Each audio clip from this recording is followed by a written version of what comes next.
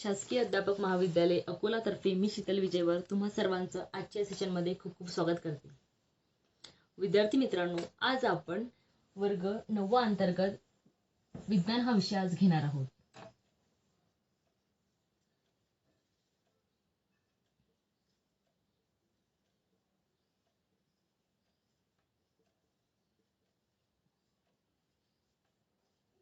यामध्ये आजचा आपला जो घटक आहे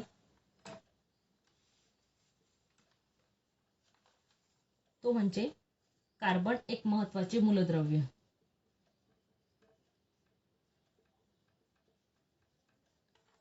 कार्बन एक महत्त्वाचे मूलद्रव्य.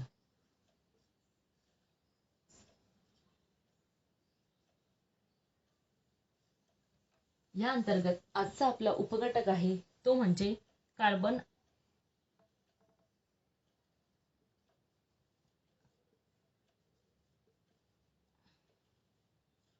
आढळ गुणधर्म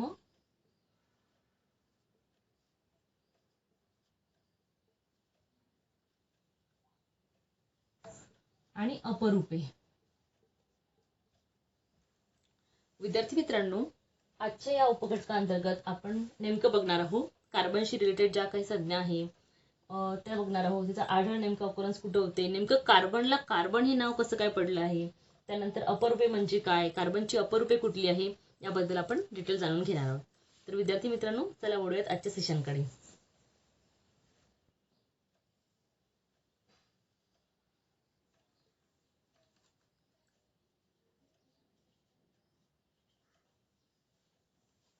कार्बन हे असं आहे की जे मुबलक प्रमाणामध्ये उपलब्ध आहे. त्याचप्रमाणे कार्बन हे दोन फॉर्म मध्ये आहे, एक मुक्त आणि संयुक्त, अशा दोन्ही फॉर्म मध्ये ते अवेलेबल आहे. सर्वप्रथम कार्बन बद्दलची आपण बेसिक माहिती बघून घेऊया. ते म्हणजे कार्बनची संज्ञा इथे मी साईडला घेत करते. कशाने रीड करतो आपण कार्बन, कोणी सांगू शकेल का? अगदी बरोबर, सी. कार्बन कार्बन सिंबल तसा सी. ॲटॉमिक नंबर, हा बरोबर, म्हणजे अणु अंक ज्याला मराठीमध्ये म्हणतात, किती आहे? 6. मग त्याचं अणुवस्तुमान किती येईल? 12. बरोबर, अणुवस्तुमान 12. जर त्याचा अणुअंक 6 असेल तर त्याचं आपण इलेक्ट्रॉनिक कन्फिगरेशन सुद्धा बघूयात की नेमकं पहिल्या शेलमध्ये किती असतात, दुसऱ्या शेलमध्ये कसं असतात, त्याला स्टेबल बनण्यासाठी किती इलेक्ट्रॉनची गरज आहे, हे सगळं डिटेलमध्ये बघूयात. पहा आता, अणुअंक 6, मग त्याचं इलेक्ट्रॉनिक कन्फिगरेशन इथे घेऊयात. किती येणार? 2 आणि 4, म्हणजे पहिल्या ऑर्बिटमध्ये किती येतील? 2. आपण इथे स्ट्रक्चर बघूया की नेमकं कसं आहे जर आपण त्याचं इलेक्ट्रॉनिक कन्फिगरेशन करायचं झालंच. पहा आता, ही पहिल्या याच्यामध्ये किती राहणार? एक्झॅक्टली 2. दुसऱ्या ऑर्बिटमध्ये किती राहणार? 4. 1, 2, 3 आणि 4. मला सांगा विद्यार्थी मित्रांनो, मग त्याच्या आउटरमोस्ट ऑर्बिटमध्ये जर 4 असेल तर त्याला स्टेबल बनण्यासाठी काय किती लागेल? म्हणजे एक तर तो 4 इलेक्ट्रॉन स्वतः घेईल किंवा 4 इलेक्ट्रॉन देईल, बरोबर की नाही? पहा, याला स्टेबल बनण्यासाठी मग त्याची व्हॅलेन्सी होऊन जाईल 4. संयुजा ज्याला मराठीमध्ये म्हणतात, संयुजा किती आहे? 4. आणि कार्बन हे अधातू मूलद्रव्य आहे, लक्षात ठेवा.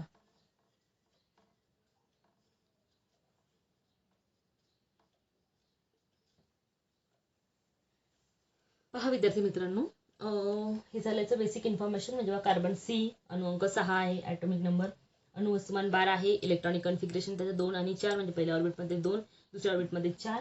त्याला स्टेबल बनण्यासाठी 4 एक तर लूज करेल किंवा तो गेन करेल, आणि त्याच्या आधारावरती तो त्याची संयोजक किती सांगता येईल? 4. आणि कार्बन हे एक अधातू मूलद्रव्य आहे, लक्षात ठेवा. पहा, नेमकं याच्यामध्ये आढळ आणि याच्या बाबतीत सांगायचं झाल्यास, कार्बन लॅटिन भाषेत कार्बो म्हणजे कोळसा, लॅटिन भाषेमध्ये कार्बो मीन्स कोळसा, यावरून त्याचं नाव पडलेलं आहे. पहा,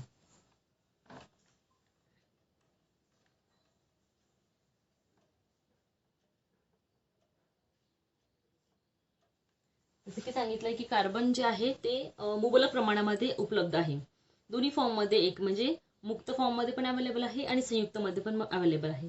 जेव्हा आपण कार्बनचा आढळ बघतो आहे तर नेमकं तो मुक्त स्वरूपामध्ये कुठल्या फॉर्ममध्ये अवेलेबल आहे, त्यानंतर संयुक्त मध्ये जर असेल तर तो कुठल्या फॉर्ममध्ये अवेलेबल आहे ते आपण बघूयात. पहा आता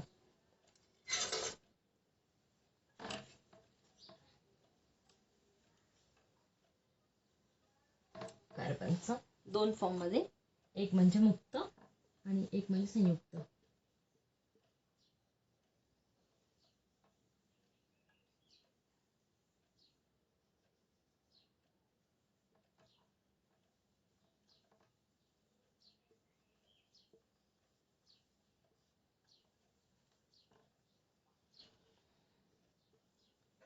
मुक्त फॉर्म मध्ये सांगायचं झालंच काय म्हणता येईल आपल्याला, हिरा आहे, ग्राफाईट आहे,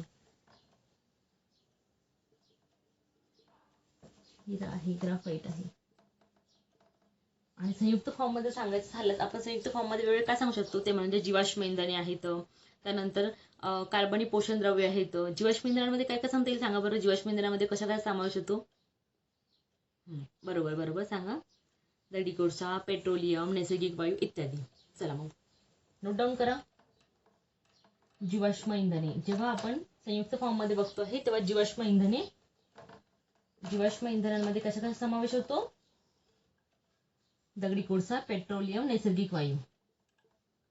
इथे घेऊयात आपण दगडी कोळसा, पेट्रोलियम आणि नैसर्गिक वायू.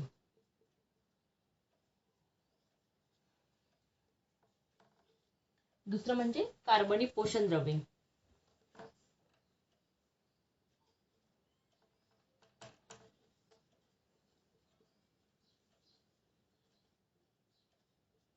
यामध्ये कशा समावेश करता येईल आपल्याला? प्रथिने आहेत, मेद आहेत, पिष्टमय पदार्थ आहे, यांचा समावेश आपण कार्बनी पोषण द्रव्यांमध्ये करू शकतो. त्यानंतर नैसर्गिक धागे, म्हणजे कार्बनचा जो काही संयुक्त फॉर्म आहे तो म्हणजे नैसर्गिक धागे. नैसर्गिक धाग्यांमध्ये कशा काय समावेश होऊ शकतो? कापूस, लोकर, रेशीम. कापूस आहे, लोकर आहे आणि रेशीम.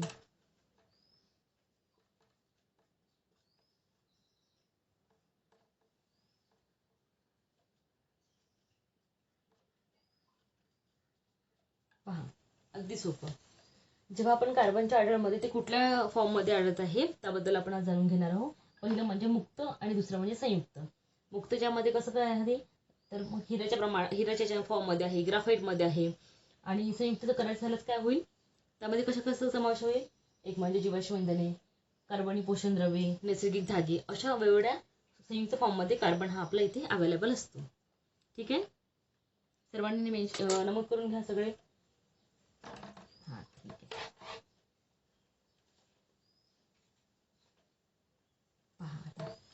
कार्बन आढळ, गुणधर्म आणि अपरूपे आपण हे यानंतर बघूयात. आपण नेमकं कार्बनचे गुणधर्माच्या रिलेटेड त्याची प्रॉपर्टी काय आहे बा.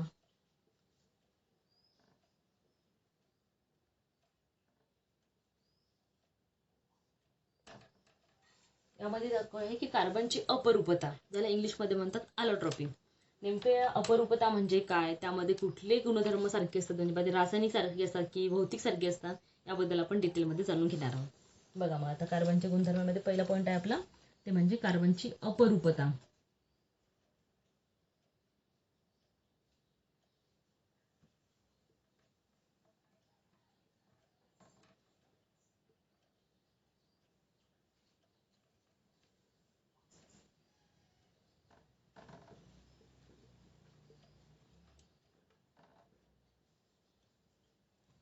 निसर्गामध्ये काही अशी मूलद्रव्ये असतात ते एकापेक्षा अधिक फॉर्म मध्ये अवेलेबल असतात.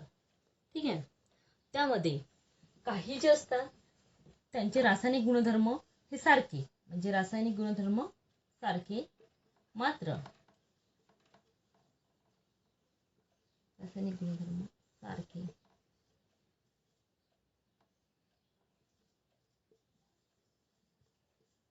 मात्र भौतिक गुणधर्म हे भिन्न भिन्न असतात.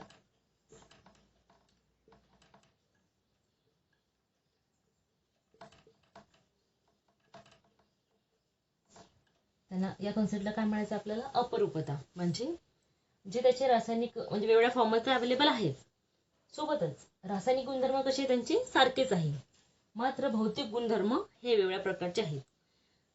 ही जी कॉन्सेप्ट आहे त्याला काय म्हणतात, अपरूपता, म्हणजे दॅट इज कॉल्ड अलॉट्रॉपी. आणि कार्बन ची जी महत्वाची गुणधर्म आहे त्यामध्ये हा एक येतो, तो म्हणजे अलॉट्रॉपी, दॅट इज कॉल्ड अपरूपता. म्हणजे कार्बनचे वेगवेगळ्या प्रकारच्या फॉर्ममध्ये अवेलेबल आहे. वेगवेगळ्या फॉर्ममध्ये अवेलेबल असताना त्याचे जे काही रासायनिक गुणधर्म आहे ते सेमच आहे. मात्र जे फिजिकल आहेत, फिजिकल गुणधर्म, भौतिक गुणधर्म जे आहेत ते वेगवेगळ्या प्रकारचे आहेत. नेमकं हे रासायनिक गुणधर्म, भौतिक गुणधर्म, अलॉट्रॉपीमध्ये कुठल्या कुठल्या याच्यामध्ये समावेश होतो ते आपण यानंतर डिटेलमध्ये बघूयात. कार्बनची अपरूपे. कार्बनची अपरूपे कुठली आहे यानुसार आपण ते डिटेलमध्ये बघूयात. कार्बनची अपरूपे.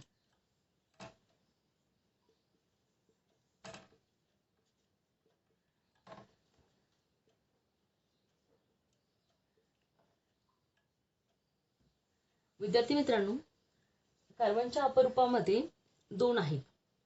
सर्वप्रथम एक आहे स्फटिक आणि दुसरं आहे अस्फटिक रूप. पहिलं आहे स्फटिक रूप.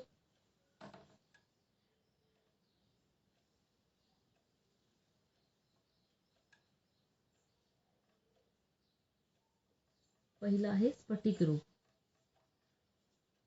आणि दुसरं आहे अस्फटिक रूप. आता नेमकं स्फटिक रूप आणि अस्फटिक रूप मध्ये काय फरक आहे तो सर्वप्रथम आपण जाणून घेऊया.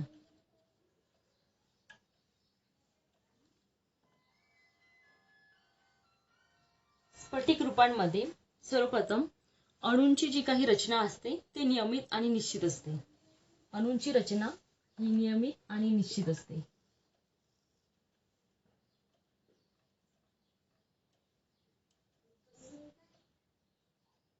अणूंची रचना ही निश्चित आणि नियमित असते.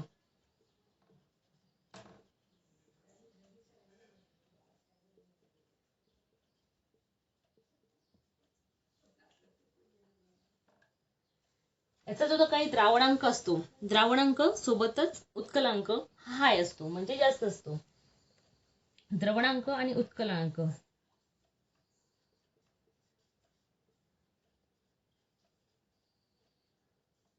हा जास्त असतो. स्फटिक रूपांमधला पहिला पॉइंट होता अणूंची रचना ही निश्चित, अणूंची रचना ही निश्चित आणि नियमित असते. त्यानंतर द्रवणांक आणि उत्कलांक हा हाय असतो, म्हणजे जास्त असतो. त्यानंतरचा एक पॉइंट म्हणजे याला निश्चित भौमितिक रचना असते.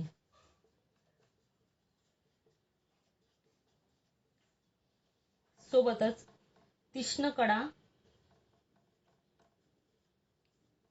व सपाट भूपृष्ठभाग असतो. याचा सपाट भूपृष्ठभाग असतो.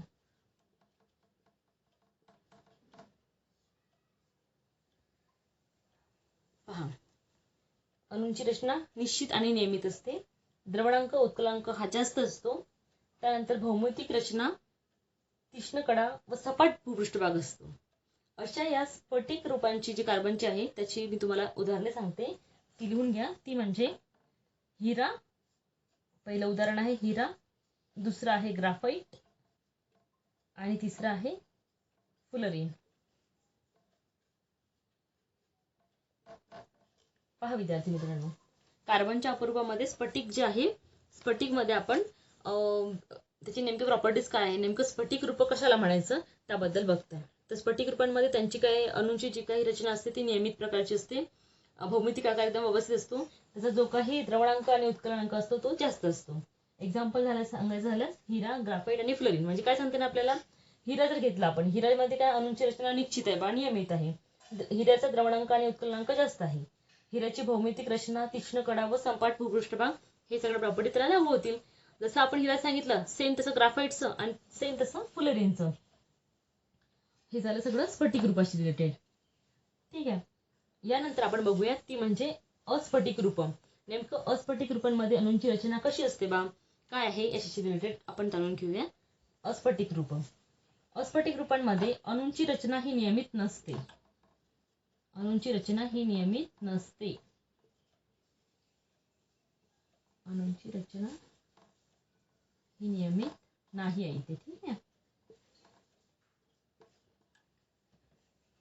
मेन लक्षात ठेवायचं की इकडे जे आहे अणूंची रचना स्फटिक मध्ये नियमित असते आणि याच्यामध्ये नियमित असत नाही. कशामध्ये?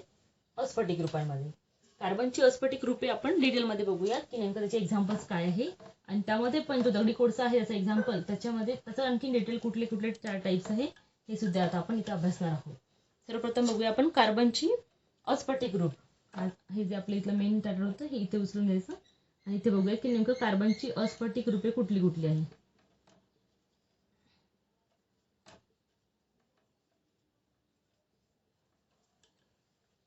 तर पहा विद्यार्थी मित्रांनो, याचे एक्झाम्पल अस्फटिक रूपांमध्ये सगळ्यात पहिलं येते ते म्हणजे दगडी कोळसा. दगडी कोळसामध्ये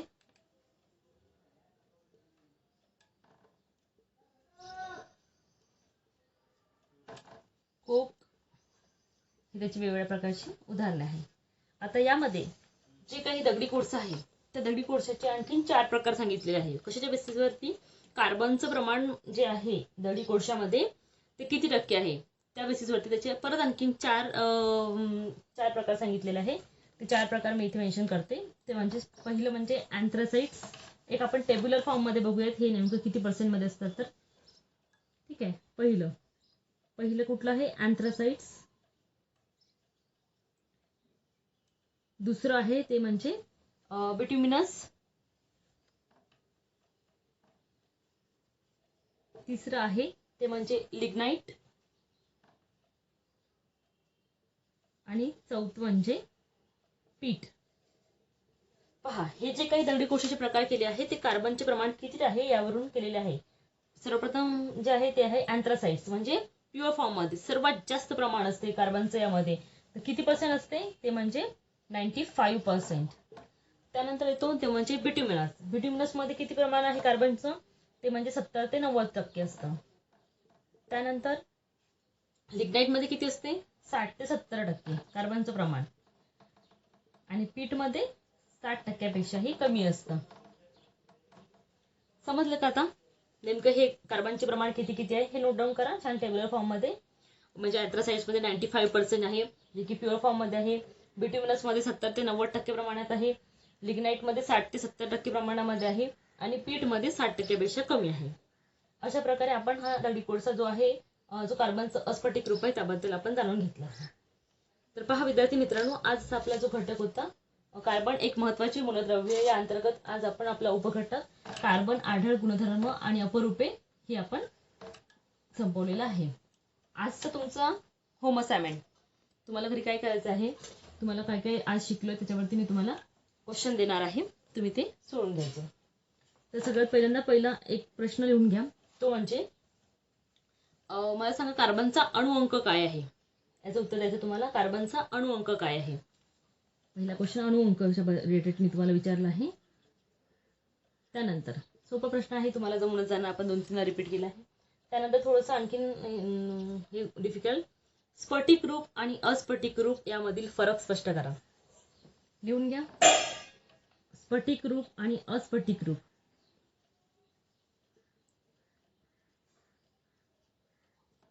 यामधला जो काही फरक आहे तो स्पष्ट करा. त्यानंतर लास्ट क्वेश्चन तो घ्या, तो म्हणजे दगडी कोळसामध्ये जे काही 4 प्रकार आहे ते 4 प्रकार सांगायचे आहे, आणि सोबतच त्या 4 प्रकारांमध्ये कार्बनचे जे काही प्रमाण आहे ते किती आहे ते सुद्धा तुम्हाला इथे सांगायचं आहे. तर हे झालं तुमचं आजचं होम असाइनमेंट. ठीक आहे, धन्यवाद.